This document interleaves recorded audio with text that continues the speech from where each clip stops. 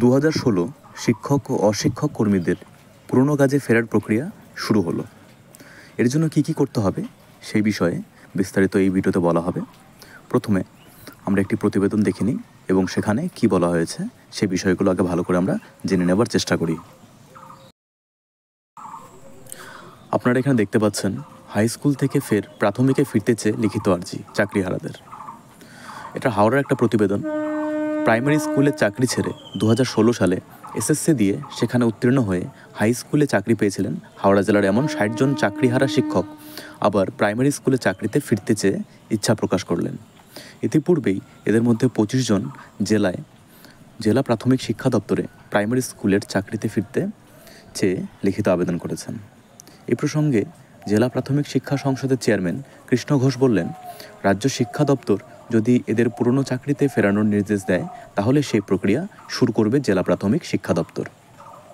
তিনি আরও বলেন, চাকরি হারানো শিক্ষক যারা আগে প্রাইমারি স্কুলে চাকরি করতেন এরকম অনেকেই আবার প্রাইমারি স্কুলে শিক্ষকতা চাকরিতে ফিরতে চাইছেন। এই সংখ্যাটা আপাতত 60। এই সংখ্যা আরও বাড়বে বলেই মনে হচ্ছে আমাদের। জেলা প্রাথমিক দপ্তর সূত্রে খবর, যারা প্রাইমারি স্কুলের চাকরি ছেড়ে যান সাধারণত তাদের সম্পর্কে আর কোনো তথ্য রাখা হয় না প্রাথমিক শিক্ষা দপ্তরে। যাবতীয় তথ্য ডিলিট করে দেওয়া হয়। এখন রাজ্যের শিক্ষা দপ্তর যদি আবার এদের পুনর্বহাল করতে বলে তাহলে এদের সম্পর্কে যাবতীয় তথ্য সংগ্রহ করা হবে। এমনকি চাকরির কন্টিনিউয়েশন করে এই শিক্ষকদের আগের মতোই যাবতীয় সুযোগ সুবিধা দেওয়া হবে, সেটা আর্থিক সুবিধা হোক কিংবা অন্য সরকারি সুবিধা, যেগুলি প্রাথমিক স্কুলের শিক্ষকরা পেয়ে থাকেন। তবে পুরোটাই নির্ভর করছে রাজ্য শিক্ষা দপ্তর কী নির্দেশ দেয় তার উপর। শিক্ষা দপ্তরের নির্দেশের উপরই যাবতীয় ব্যবস্থা নেবে জেলা প্রাথমিক শিক্ষা দপ্তর।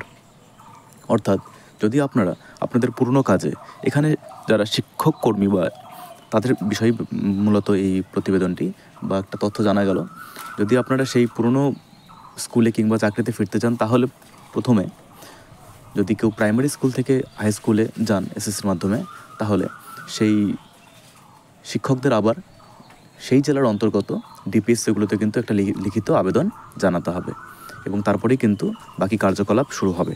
তো এই ছিল একটা আপডেট। সকলকে ধন্যবাদ। Thank you.